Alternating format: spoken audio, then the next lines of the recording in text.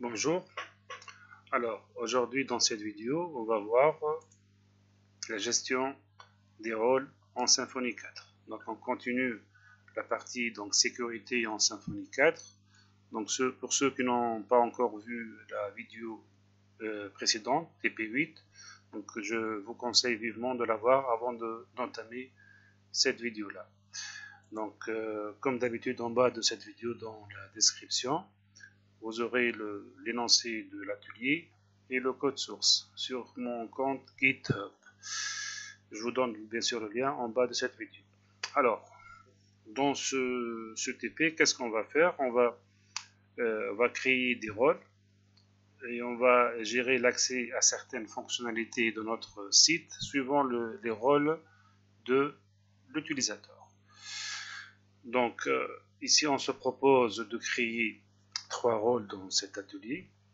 Alors, le premier rôle, le rôle User, c'est le rôle par défaut de tous les utilisateurs. Donc, n'importe quel utilisateur a par défaut ce rôle-là. Le deuxième rôle, c'est le rôle Editor. Alors, l'utilisateur qui possède ce rôle pourra ajouter et modifier des articles. Et enfin, le troisième rôle, le rôle Admin, c'est le rôle de l'administrateur de l'application. Alors, l'utilisateur qui possède ce rôle, il a le droit de tout faire sur le site, sur l'application, y compris créer des utilisateurs et bien sûr attribuer les rôles aux utilisateurs inscrits. Bien sûr, aussi, celui qui possède le rôle admin, il va hériter automatiquement le rôle éditeur. Donc ça, c'est une hiérarchie de rôles. Donc celui qui a le rôle éditeur, bien sûr, il a automatiquement le rôle user. Donc ça, donc c'est la petite remarque. Alors, les objectifs de ce tuto, cet atelier, c'est d'ajouter l'attribut rôle à l'entité user, de déclarer le rôle dans le fichier sécurité.yaml, créer une interface pour gérer les utilisateurs, les consulter et leur attribuer des rôles ou de enlever les rôles, restreindre l'accès à certaines fonctionnalités de l'application en utilisant la notation isGranted. Et enfin, on va terminer, on va voir comment cacher des liens aux utilisateurs ne possédant pas un certain rôle. Alors, on va commencer tout de suite. On va commencer par la déclaration ou bien l'ajout d'un attribut rôle à l'entité user. Alors, je vais ouvrir mon entité user. Allez, donc src entity user. Alors, je vous rappelle que notre entité qu'on avait créée donc il y a dans le TP8 ou 7 même avant. Alors, elle contient un ID bien sûr, l'email, le username et le password. Et un attribut confirme password pour confirmer le mot de passe. Alors, maintenant on va ajouter ici un attribut qui s'appelle rôle, dans lequel on va stocker les rôles de l'utilisateur. Alors ici, je vais prendre ça tout d'abord.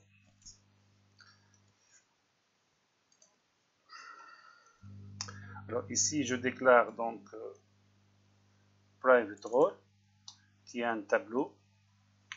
Et donc la notation doctrine ORM, c'est une colonne de type JSON. De type JSON au niveau de MySQL. Donc si vous allez à MySQL, vous allez voir, on a ce type JSON. Bien sûr, il faut une version assez récente, 5.7 et plus, pour avoir ce type JSON. Si j'ouvre ici, par exemple, je vais créer une nouvelle table, juste pour vous montrer le type, pour vérifier bien que ce type existe. Le nom de la table, n'importe quoi, Toto, et ici, dans les types, exemple, les types, il faut bien voir ici, il y a un type qui est JSON. Hein. Donc, si on n'a pas ce type, ça ne va pas marcher. Donc, il faut installer une version assez récente de MySQL. Donc, 5.7 et plus. Alors, j'annule tout ça, je reviens. Ok. Alors, je continue. Donc, après avoir déclaré mon attribut rôle, maintenant, c'est un attribut privé, bien sûr, il lui faut les getters et les setters. Donc, pour commencer, je vais par get role. Je vais prendre le corps de cette fonction ici. Alors, rappelez-vous qu'on a déjà une méthode qui est obligatoire qui s'appelle donc getRole, puisque je vous rappelle que notre classe implémente user interface, donc elle doit donc définir toutes ces méthodes, entre autres la méthode getRole, c'était comme ça, donc on retourne juste le rôle user qui est le rôle par défaut de tous les utilisateurs. Donc je vais enlever ça, je vais remplacer le corps de cette méthode, cette fonction. Alors ici, rôle, donc ça va prendre 10 flèches rôle. Par la suite, pour garantir que chaque utilisateur possède le rôle user, ici je fais une affectation, ça c'est un array push, ça veut dire j'ajoute rôle user au tableau rôle. Quel que soit son contenu, je lui ajoute le rôle user pour garantir que tous les utilisateurs possèdent ce rôle user. Et je retourne ArrayUnix. ArrayUnix, c'est une fonction donc, PHP qui élimine les doublons. Hein? Pourquoi? Parce que si jamais il a déjà son rôle user et je lui ajoute un deuxième pour en avoir un seul en retour. Ça, c'est le get. Qu'est-ce qu'il nous reste? Il nous reste le set rows. Le set rows, il est là. Le set rows, je vais le prendre. C'est un set très classique. Alors je vais le mettre ici juste au-dessus de getRoles, set rows. Et j'enregistre. Bon, maintenant il faut faire la mise à jour côté base de données. Donc pour faire ça, on a l'habitude de le faire maintenant. Donc je vais créer une migration et je vais l'appliquer à la base de données. Commençons tout d'abord par make migration. Je vais ouvrir un nouveau terminal. Alors, bin console make migration. Et là, il va m'ajouter une 1, 2, 3, 4, une cinquième migration pour moi là.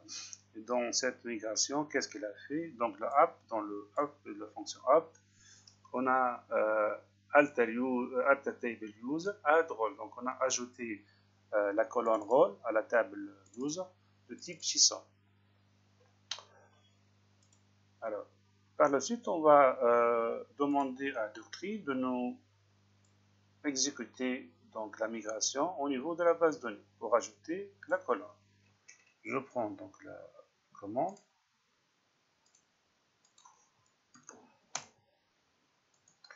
Donc migrations, migrate.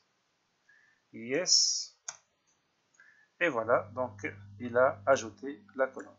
Je vais aller sur la base de données pour s'assurer que l'opération a été bien faite. Et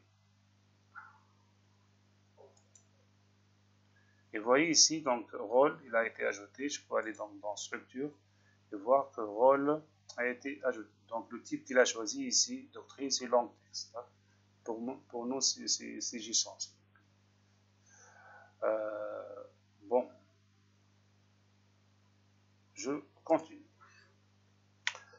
Alors maintenant, je vais déclarer les rôles de mon application. Alors pour déclarer le rôle, je vais ouvrir le fichier security.yaml et je vais prendre ces lignes et je vais les expliquer tout à l'heure. Je vais les prendre tout d'abord.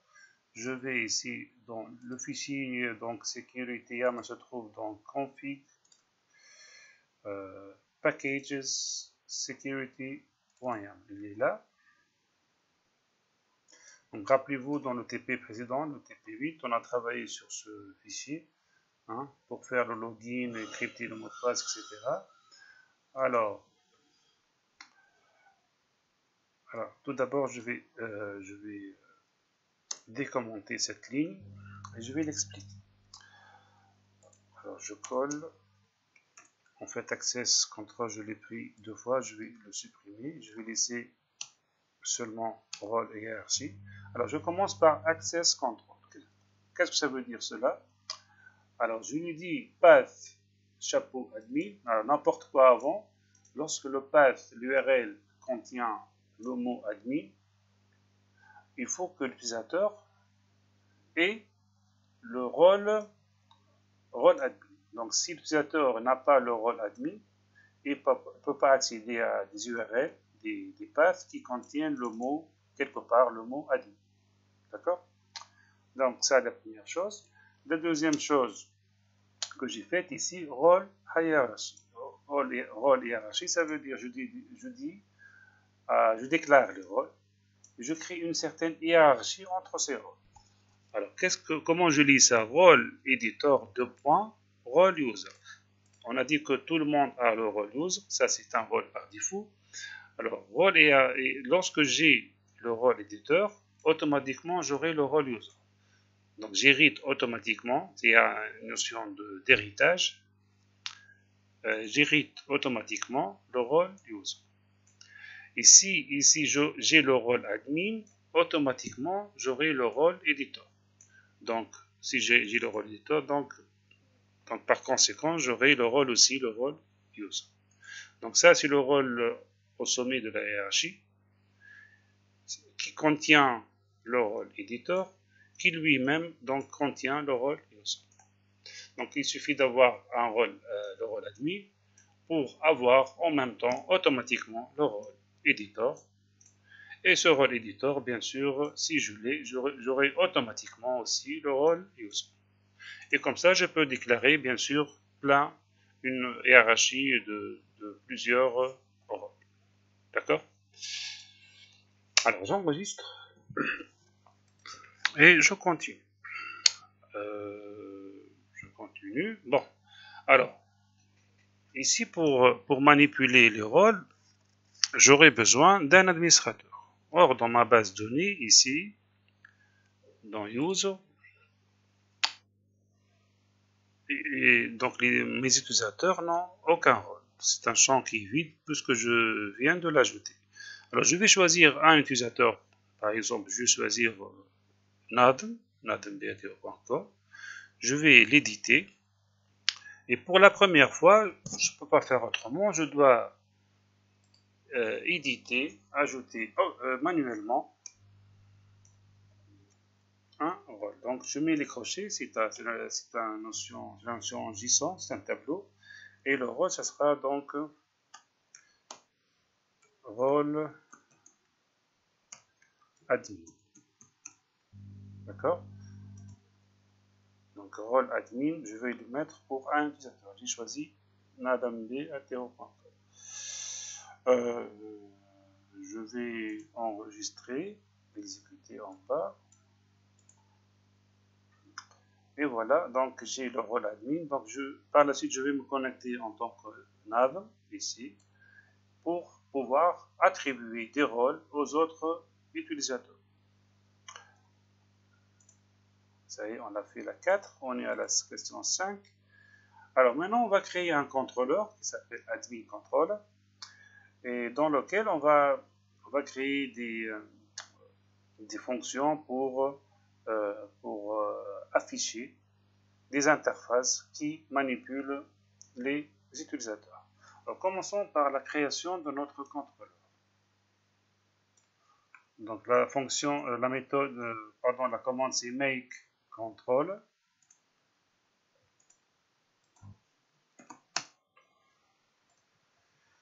Alors le contrôleur, je vais l'appeler admin controller avec un A majuscule bien sûr, admin controller. Alors automatiquement il nous a créé deux fichiers. Alors le premier fichier c'est dans src control. admin control, il est là.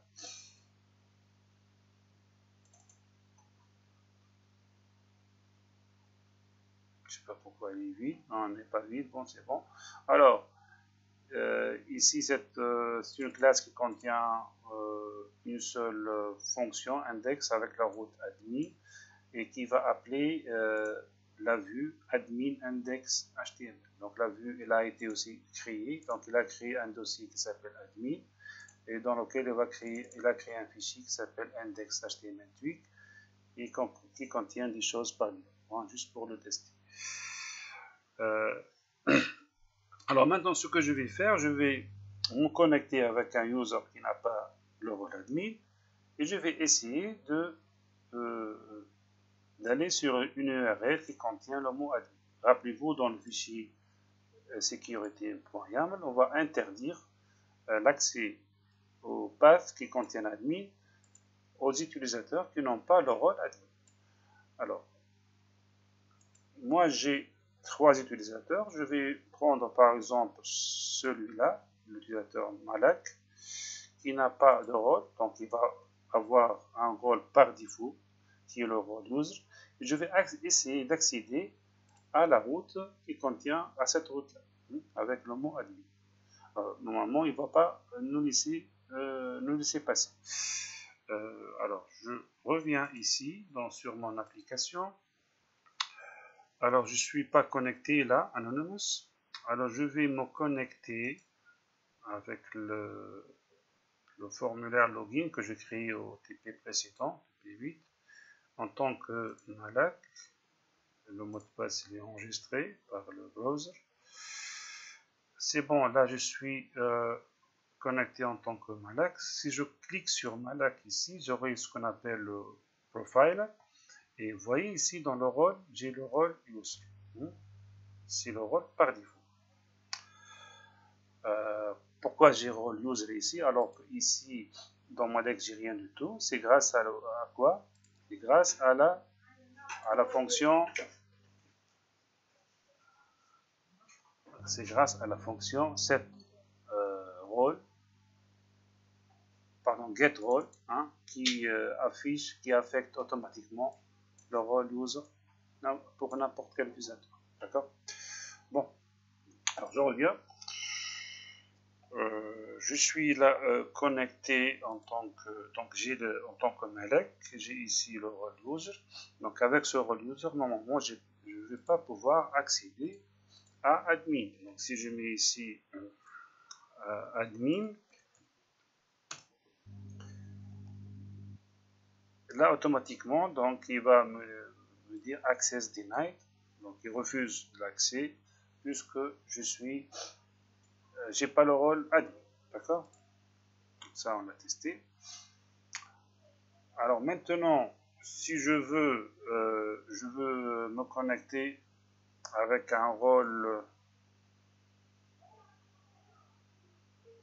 non.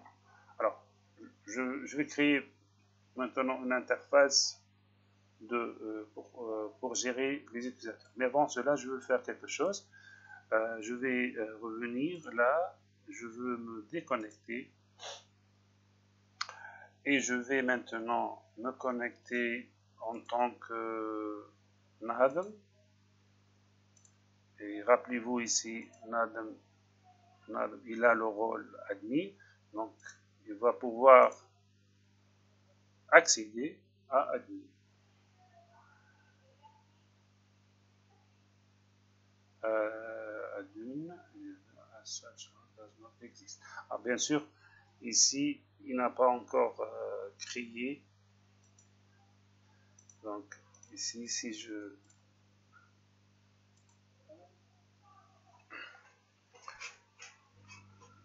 Et la raison pourquoi, parce que lorsque je me connecte ici, connexion,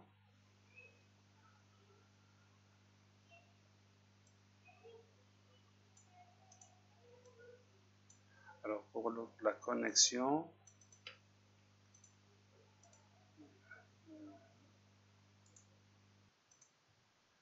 bon, ça peut arriver parfois qu'il crache, surtout pour les routes. Donc, il faut lancer cette commande php bin console cache de point clear.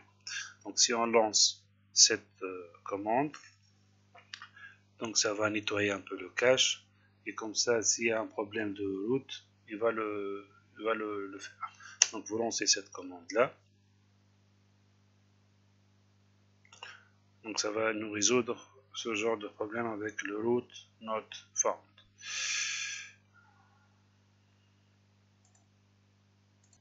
Donc voilà, il a terminé. Donc si je reviens ici, je relance connexion. Et donc il m'affiche le formulaire de connexion. Je vais me connecter en tant qu'administrateur. Donc ce user Nadem B a le rôle admin, connexion.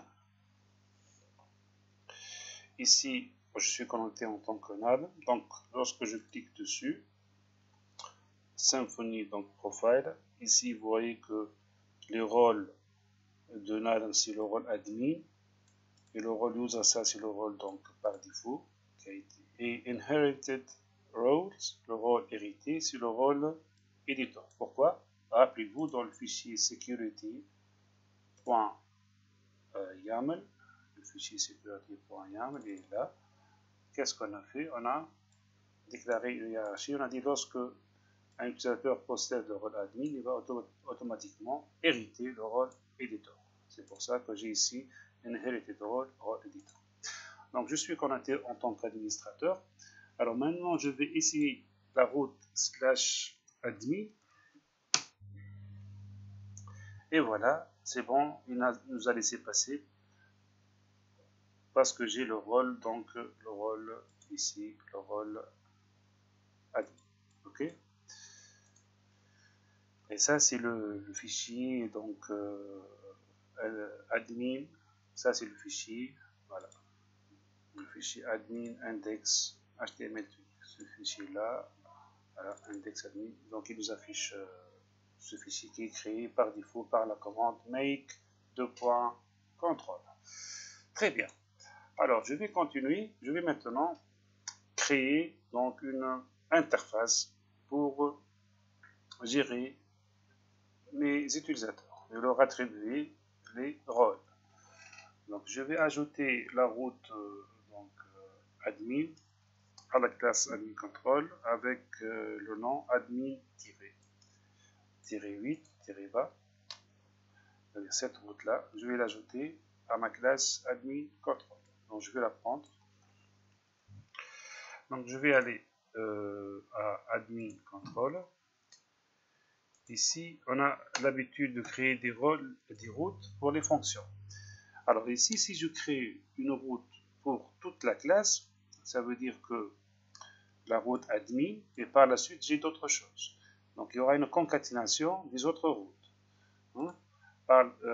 Et pour le nom, admin- si j'ai des noms en bas, ça va être concaténation. Ça commence tous les noms des routes ici dans la classe vont commencer par admin-8-bas underscore et puis le nom de la route. Je m'explique. Par exemple, ici, je vais prendre cette fonction là, la fonction donc userList, je vais la prendre. Je vais enlever la route par défaut, la fonction par défaut, je vais coller celle-là. Alors ici, pour la fonction userList, donc son route c'est utilisateur. Donc pour y accéder à travers le browser, le navigateur, ça va être /admin concaténé avec celle-là. Donc /admin/utilisateur. Et pour le nom de cette route, ça va être admin-utilisateur. Donc il y aura une concaténation des noms des routes, bien sûr. Il y aura une concaténation aussi des URL. Alors, cette fonction userList, elle va faire quoi?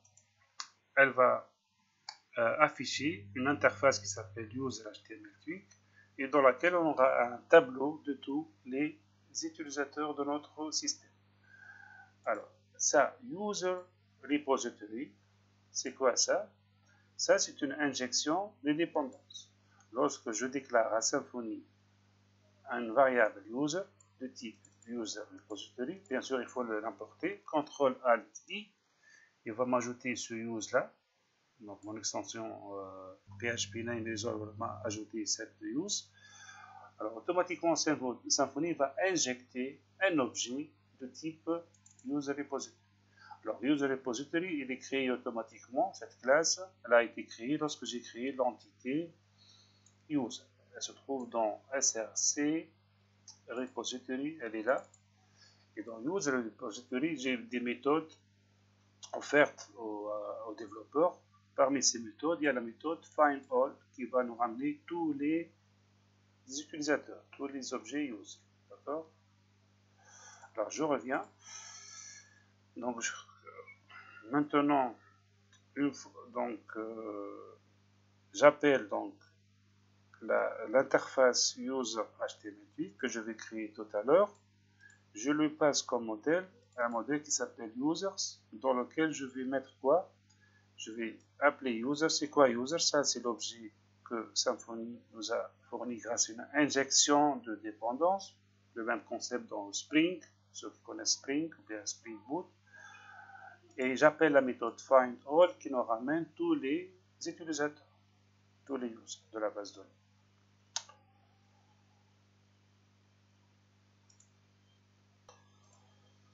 Bon. Alors, question 8. Maintenant, je vais créer ce fichier, mon fichier donc users HTML tweak. Alors ça, c'est son contenu. Je vais le prendre, je vais essayer de l'expliquer tout à l'heure. Donc, je vais dans template, admin, new file. Donc, le fichier s'appelle users.html.tweak. Ça. Je colle donc le contenu. Alors, sur le titre, donc on hérite toujours de base HTML tweak. Le titre des listes des utilisateurs, un H1 liste des utilisateurs. Par la suite, j'ai une table, un tableau donc HTML avec la classe TableScript, la classe CSS Bootstrap. En tant que donc en tête, je vais afficher l'ID de l'utilisateur, son email, la liste de ses rôles et les actions. J'ai une boucle for tweak qui va parcourir les users. Alors c'est quoi ce user? Ça c'est le modèle qui nous vient d'où? Qui nous vient du contrôleur ici. On a passé users dans laquelle j'ai mis tous les utilisateurs. Ok. Alors je boucle sur les utilisateurs. Pour chaque utilisateur, je vais afficher son ID, son email. Ça, c'est le rôle. Je vais son ID, son email. Alors, pour les rôles, puisque les rôles, c'est un tableau donc JSON, donc je vais faire une boucle pour boucler, pour parcourir les rôles de l'utilisateur en question et je vais les afficher.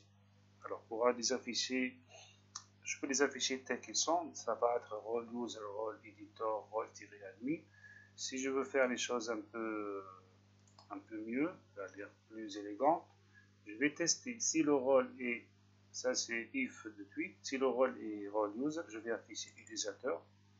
S'il est rôle editor, je vais afficher éditeur en français. Et s'il est rôle admin, je vais afficher administrateur, donc dans la rubrique rôle.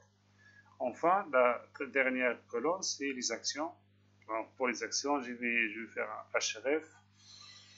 Et pour le href, tout ça, je peux le faire tout à l'heure.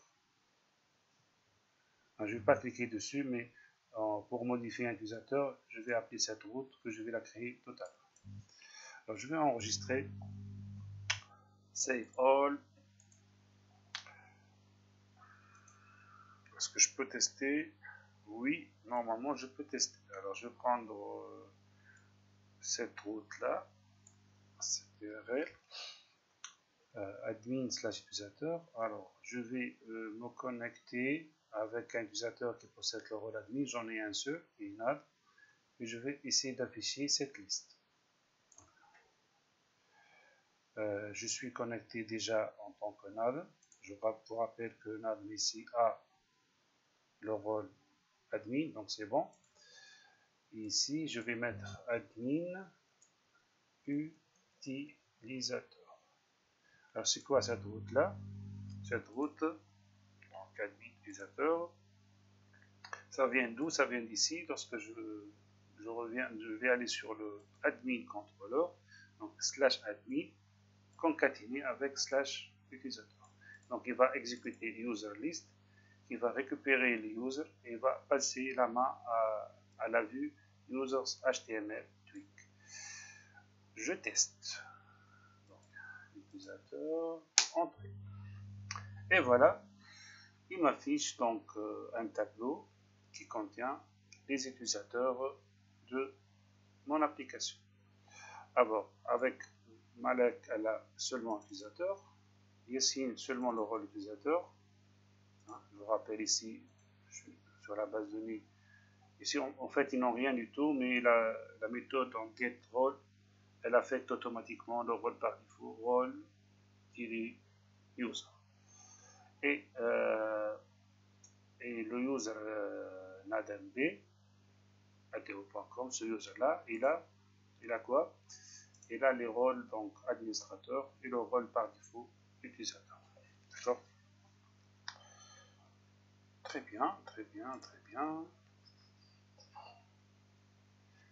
Alors, je vais faire une petite pause, je vais m'arrêter pour l'instant ici, et par la suite, tout à l'heure, je vais donc entamer le reste, à savoir on va créer l'interface qui permet d'ajouter, d'affecter les rôles à nos utilisateurs. Merci et à tout à l'heure.